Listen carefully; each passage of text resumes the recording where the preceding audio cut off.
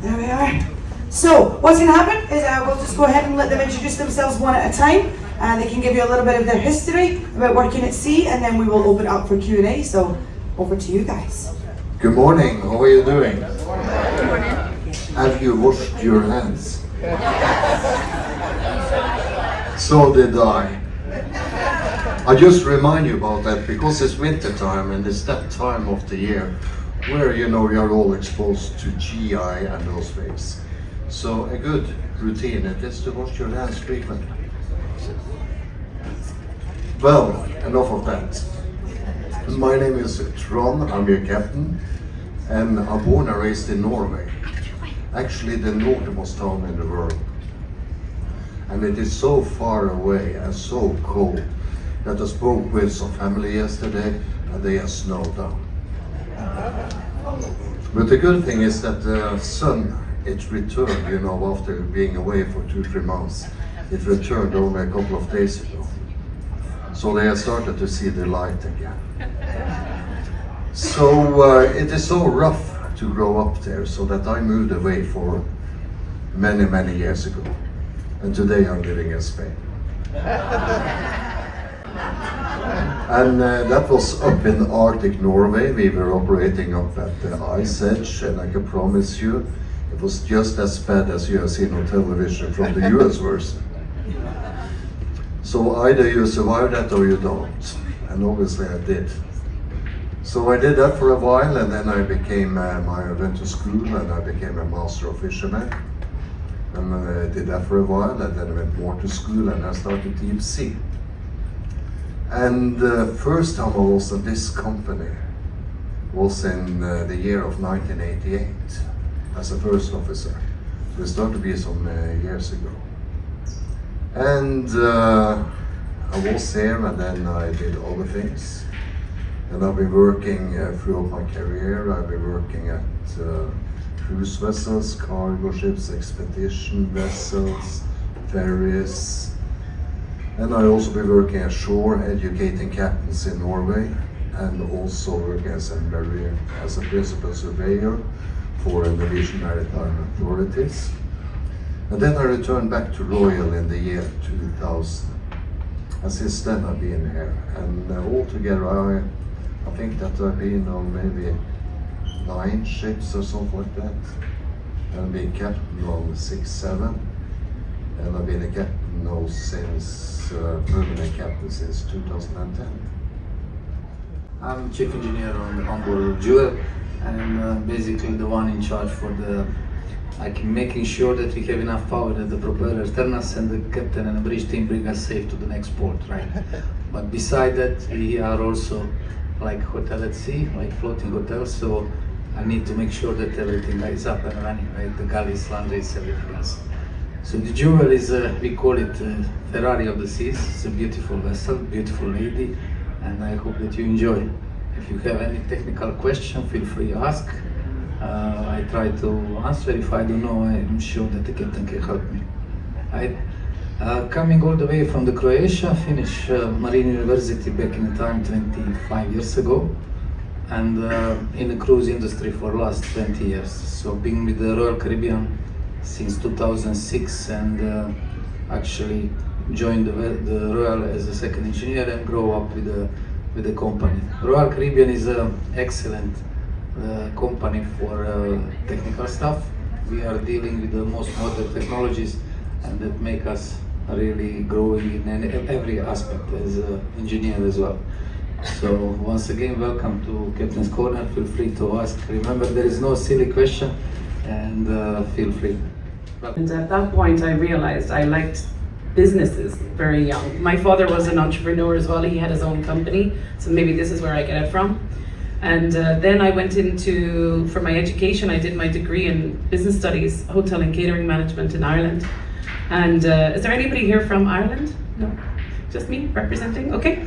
And I did that, and I completed my education in 2000.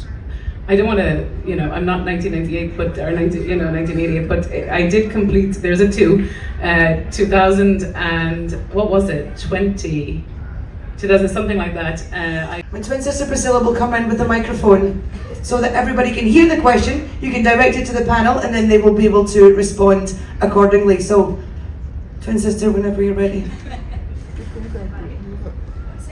Your mother finds it hard to see the tissues. Hi, I'm Linda from Virginia, like Cruisin' Susan. And my question is, I know they're just coming out with Icon, so it seems like with Royal, it's just bigger and bigger and bigger. But, you know, we like the smaller ships.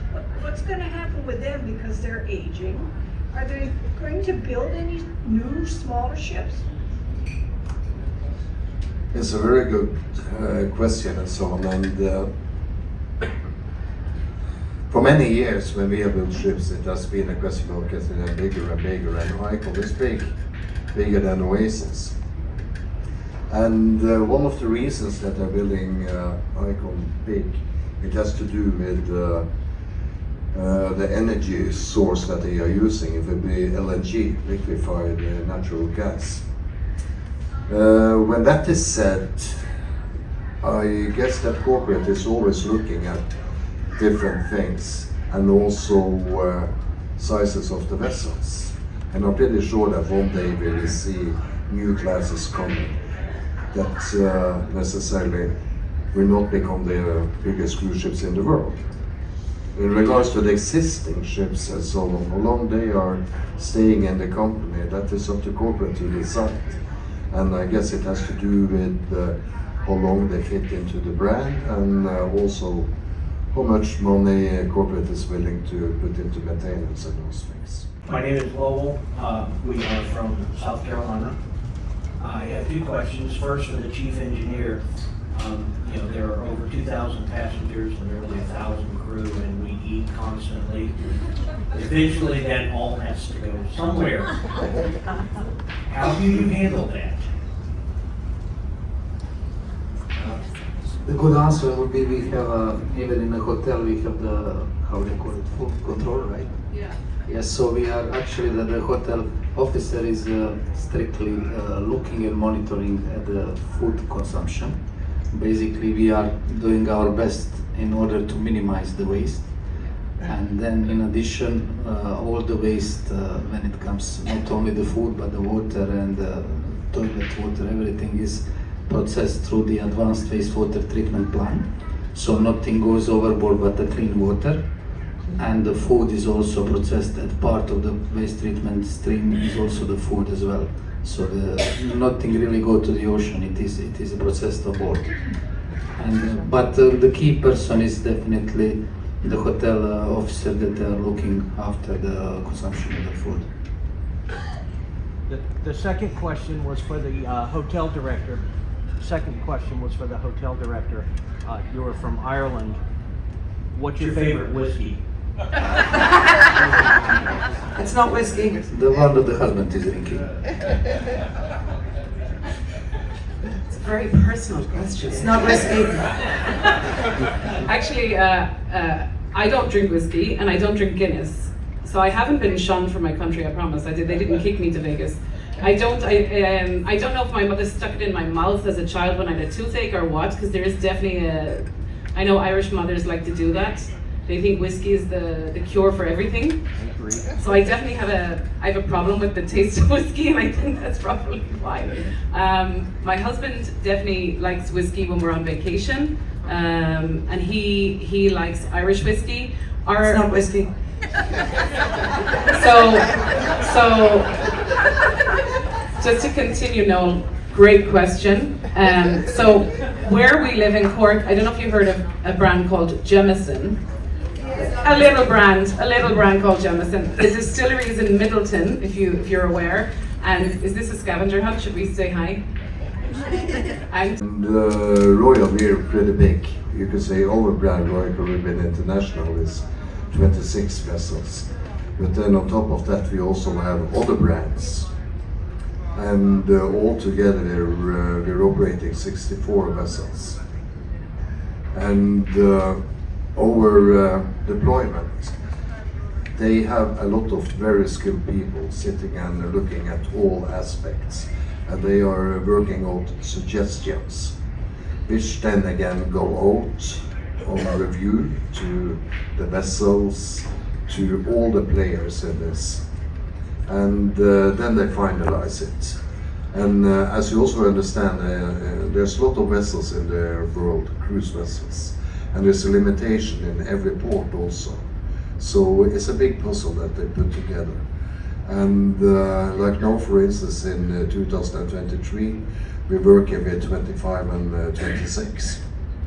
So this is a big work. But there could also be times where you just have a sea day instead of going into a port.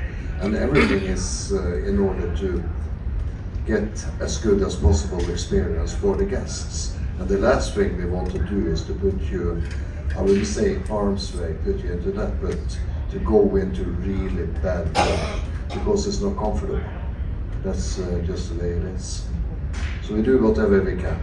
But then again, all of you, you must remember that you are at sea. So it's not like a pool table. So you have to expect in between a little movements. Captain engineer also. During COVID, when you had to sit stationary, how long can you sit stationary before you actually have to run the power? And during like my 3 and 4 nights, Independence would sit off the coast of West Palm for like almost the entire day and not move. Is that like a normal? And did they let you off for the World Cup when you played France? Well, the thing is that luckily we have good connection. We have good internet and good TV connection, so we can see things on television. During COVID, we had ships many places in the world. We had the Mediterranean fleet, we had the UK fleet, as we call it, we had the Bahamian fleet, and we had or ships laid up many places. And the way it works when you're laid up is that you have a minimum crew on board in order to be able to have an operation and take care of the vessel. And that is about 100 people per ship. And in general, you are at anchor. And when you are at anchor, it means that you need to run some engines. And then you also need to do environmental runs. And you also need to ensure that you can produce water, potable water, and so on. And in between, you need to go in and refuel. So frequently, you will run the vessel. So I don't know if Chief had anything to add. Yeah, that really depends about itinerary and the actual power generation. So basically we are producing the fresh water from the seawater. We have 2 freshwater generators and 1 reverse osmosis, and we are able to make 3 times more water than we consume. So we are consuming 600 tons of water per day. We are able to store 2,500 cubic tons of water. Actually, in 24 hours at sea, we are able to produce 1,800. When it comes to the quality, the water quality on board is better than the one you have at home. I would say that we produce the distillate water that is passing through the treatment plant, mineralizer, softeners, and then it's also pre-treated before we supply the water to the hotel. Right? So the water quality is excellent. Good question. Mark, I'm going to go right back at you. You have a very nice broadcasting voice. You're like a radio presenter or something? No? Software engineer. Oh, ask the Croatian. Okay, sorry, did you get your hoodie back or not yet? I did. You got your hoodie back. Yes. So you'll know that our lost and found, everything on the ship goes to guest services. Yes.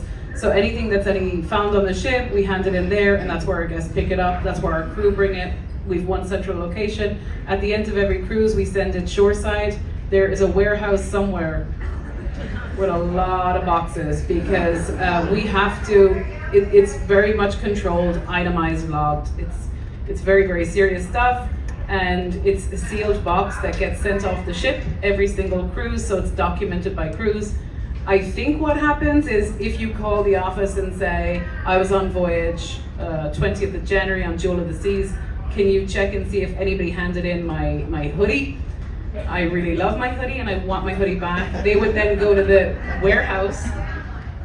In 2022.